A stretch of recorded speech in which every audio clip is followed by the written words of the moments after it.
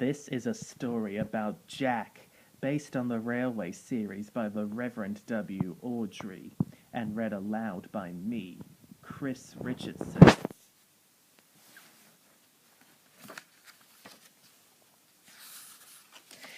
This is a story about Jack the front loader.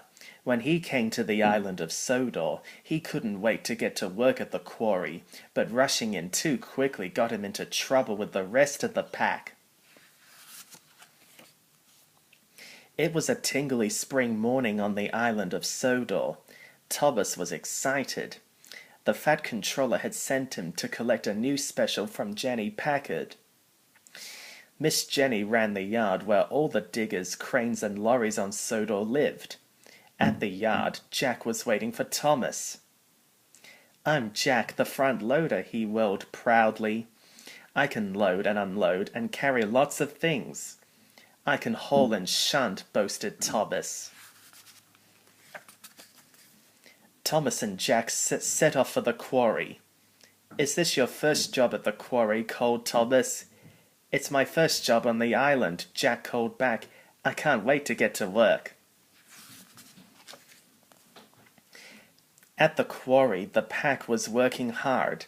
Jack wanted to say hello to everyone, but they were all too busy to stop and talk. He scooted towards Oliver, the big excavator. "I'm Jack. Can I help?" he asked. "Oh no," Oliver replied. "Help Byron."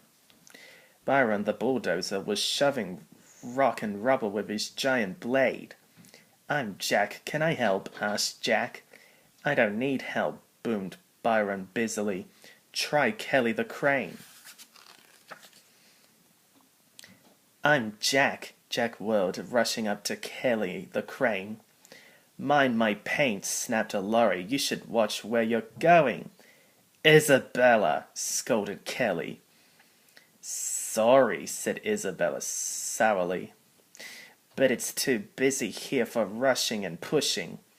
"The quarry can be dangerous," Kelly told Jack. "Safety first. Why don't you go and help Alfie?" "I'm sorry," said Jack. "I'll try to be more careful." Jack found Alfie, the excavator, digging a big hole. "I'm Jack," he said. "Can I help you with your work?" Alfie gave him a big smile. "More help means more dirt. More dirt means more fun." "I'm Alfie," he replied. Jack and Alfie were soon working hard and having lots of fun. But Jack was worried that the other machines didn't like him. He wished he could really be part of the pack. The next day, Thomas chuffed along the branch line thinking about his new friend, Jack. Thomas couldn't wait to get to the old quarry bridge. He knew the pack were working there. He could see how Jack was doing. "I hope he's settling in," puffed Thomas. At the bridge, Jack and Alfie were loading the dump truck Max. Dust and dirt were flying everywhere. Work had never been such fun. Jack felt very proud. He had tried hard and been very careful.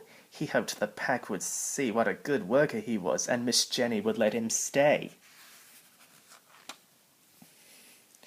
Later that day, Ned, the steam shovel, was moving under the bridge. "I must be careful my crane arm doesn't hit the bridge," he said to himself. But Ned hadn't lowered his tall crane arm far enough. It knocked loose the important keystones from the top of the bridge. The bridge started to crumble just as Thomas puffed towards it, unaware of the danger ahead.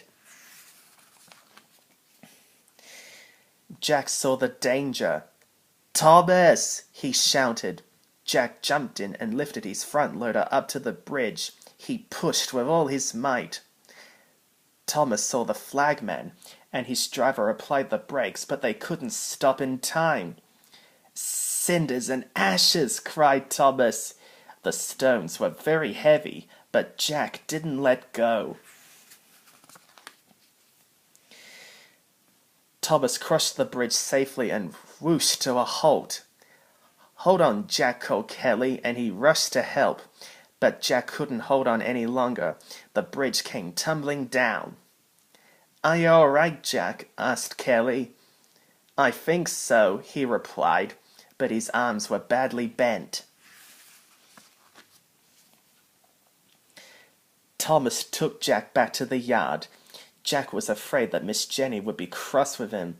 He had jumped in without thinking about safety and damaged his arms. But Miss Jenny was pleased.